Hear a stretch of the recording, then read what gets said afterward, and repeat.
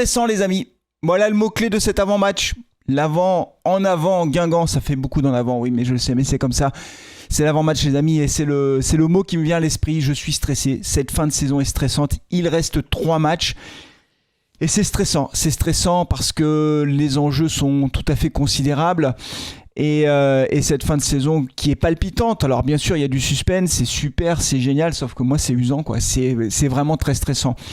Je vais vous dire pourquoi c'est stressant. Il y a au moins 3 raisons pour ça, mais avant tout les amis, n'oubliez pas de vous abonner à la chaîne Carton Rouge TV si ce n'est pas déjà fait. Vous appuyez sur la cloche de notification, comme ça vous ratez aucune vidéo. Vous likez la vidéo et puis vous allez faire un tour sur la page Info des Verts de Jean-Baptiste. Vous allez Info des Verts sur la page Facebook bien sûr et puis sur tous les réseaux sociaux les amis. On se retrouve pour cet avant-match. Saint-Etienne jouera donc contre Guingamp à l'extérieur samedi soir. Ce sera quasiment le dernier match de cette journée. Il y en aura un autre. Ce sera le choc qui aura lieu lundi. Auxerre qui reçoit le Paris FC, donc le premier qui reçoit le 5e. Et donc ça, ce sera lundi. Il y aura le match de Saint-Etienne samedi. Et tous les autres matchs, ou quasiment tous, auront lieu vendredi soir. Donc ça, c'est la première info. C'est que Angers qui reçoit Pau va jouer donc vendredi soir. Donc déjà, première info, pour la première fois depuis la création de Carton Rouge TV, j'ai décidé de faire un live en dehors d'un match de l'AS Saint-Etienne. Ah bah oui, oui.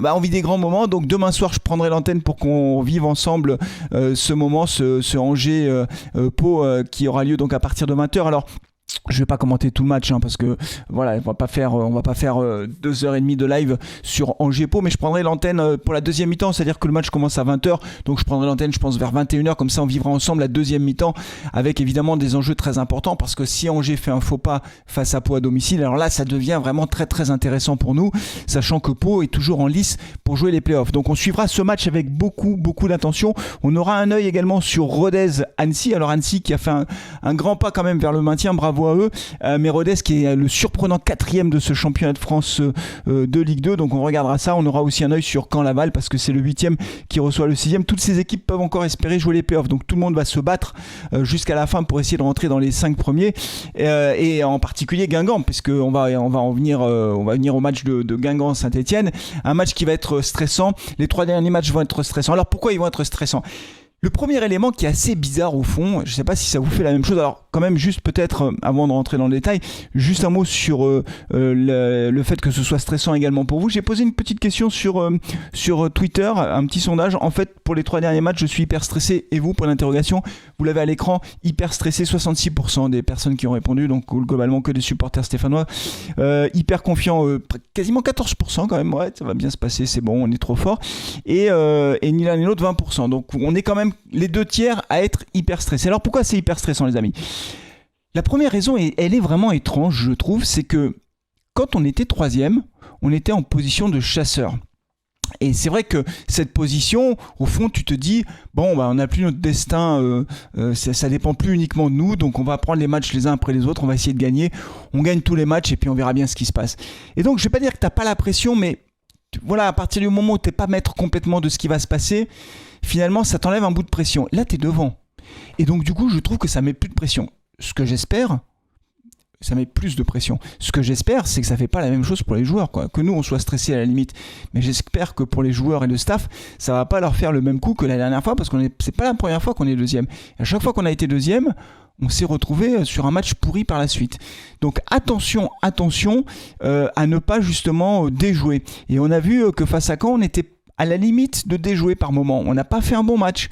Et ça rejoint aussi cette notion de stress, c'est que, ouais, on est 2e, très bien, 3 journées de la fin, c'est super, franchement, c'est le scénario idéal.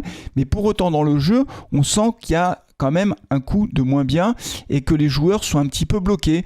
J'ai senti que face à Caen, à domicile, ouais, on a eu du mal à nous libérer. Alors il y a peut-être aussi de la fatigue physique, incontestablement, et de ce point de vue-là, la semaine de repos en quelque sorte entre le dernier match à Geoffroy Guichard et le déplacement à Guingamp va permettre certainement aux joueurs de se reposer, de reprendre des forces, parce qu'on avait joué 3 matchs en une semaine, donc ça c'est plutôt positif. Mais pour autant, j'espère que les joueurs ne seront pas bloqués psychologiquement en se disant voilà, ce que va-t-il se passer, est-ce qu'il ne vaudrait mieux pas temporiser, etc. Et pour ça, je trouve que c'est bien que Angers joue avant, parce que si Angers joue avant, hop, il nous repasse devant, donc là, il va falloir jouer, il ne faut pas se poser de questions, sinon on reste derrière.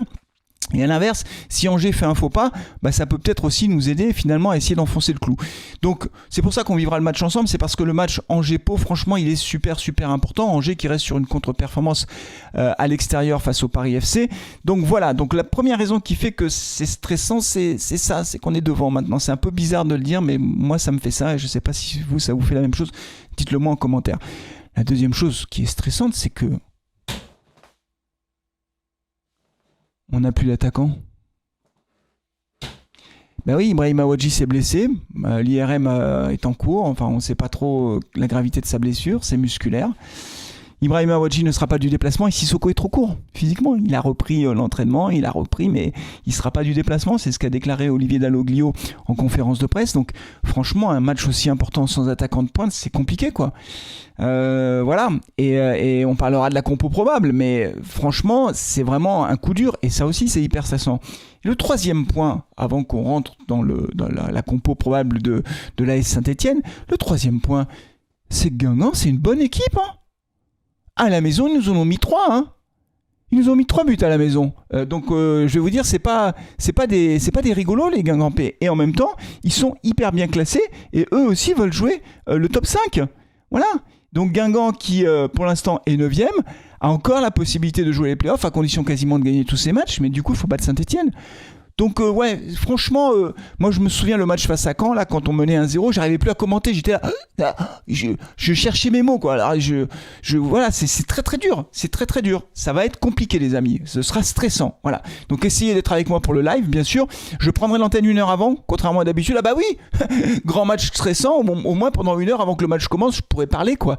Voilà, donc normalement je prendrai l'antenne à 18h, donc soyez présents, on va vivre ce match ensemble, on va essayer là aussi d'avoir beaucoup de monde, hein. Je vous rappelle que sur YouTube, le deuxième chaudron, en fait il y a le chaudron Geoffroy Guichard, puis il y a le chaudron sur YouTube. Je peux vous dire que quand tous ceux qui sont en ligne commencent à mettre des cartons verts, des cœurs verts, des couleurs vertes et blancs sur le chat, c'est un feu d'artifice, hein. C'est comme un tifo, c'est comme des fumis, hein. C'est la même chose, donc j'espère qu'on sera très nombreux. La compo probable de ce match, les amis, je pense que défensivement, il y aura l'Arseneur bien sûr. Je pense qu'on restera avec Nadé Batu-Bissinka. Je sais pas pourquoi. Je pense que Briançon, à moins qu'il décide de faire une rotation en faisant rentrer Briançon, mais comme les joueurs se sont reposés, alors Briançon, lui, c'est vrai qu'il était vraiment fatigué avec les 3 matchs dans les jambes, donc il n'est même pas rentré en cours de match face à Caen. Peut-être qu'il reprendra sa place de titulaire. Je sais pas. On verra. Parce qu'il y a toujours un peu d'incertitude. Je sais pas. Je miserais plutôt sur Batu Nadé parce que ça a fait un clean sheet et qu'ils sont très forts et que Batu est très fort. Et que Batu avait marqué un but face à Grenoble. Ce serait mon pari. Mais bon, là aussi, hein, vous me dites en commentaire comment vous voyez la compo. Je vois Masson à gauche et je vois Apia à droite. Je vois Apia enfin titulaire. Cette fois-ci, il est rentré face à Caen. Plutôt une bonne rentrée. Donc j'aurais tendance à penser qu'on va retrouver nos latéraux qu'on avait avant la blessure de Denis Apia. Au milieu de terrain, il y aura du changement puisque Thomas Monconduit est suspendu. Donc sans surprise, pour moi, ce sera Tardieu qui prendra sa place. C'est du poste pour poste, hein. Ils jouent dans le même registre tous les deux. On aura Chambaud, Mouefek, pas de surprise non plus de ce point de vue-là. Je pense qu'il n'y aura pas de grosses surprises à attendre. Et devant, je pense qu'on aura Cardona, Cafaro, Cardona et Mboukou. Et donc Cardona plutôt en pointe. Et c'est le point faible de cette équipe parce que Cardona, on sait qu'il est moins bon en pointe, sachant que Mboukou, je ne le trouve pas transcendant, même si Franck considère que c'est quasiment Max Alain Gradel. Hein, si vous avez suivi les cartons rouges le mag, vous le savez. Moi, Mboukou, il n'arrive pas à me convaincre. Donc voilà, donc ça, ce sera un match très difficile. En face de nous, on a une équipe de Guingamp qui fait plutôt une bonne saison, avec un Victor Lobry qui est parti à l'intersaison au mercato d'hiver, mais qui joue tous les matchs avec Guingamp. Donc je ne sais pas s'il fait des très bons matchs, mais je me dis que s'il est titulaire, c'est qu'il a trouvé sa place dans cette équipe guingampaise et qu'il a en plus, comme il a du temps de jeu, il a sûrement du rythme et il a les jambes. Donc il faudra faire attention parce que ce sera un déplacement difficile. Voilà. Et après on aura Rodez qui sera aussi très difficile. Donc cette fin de saison va être épuisante en fait, épuisante. Mais on la vivra ensemble, comme ça on sera tous stressés ensemble les amis. Voilà, c'est tout pour cet avant-match. Encore une fois, n'oubliez pas de liker la vidéo. On se donne rendez-vous vendredi pour Angers-Pau à partir de 21h. D'ici là, prenez soin de vous, de vos proches et allez les Verts. Ciao.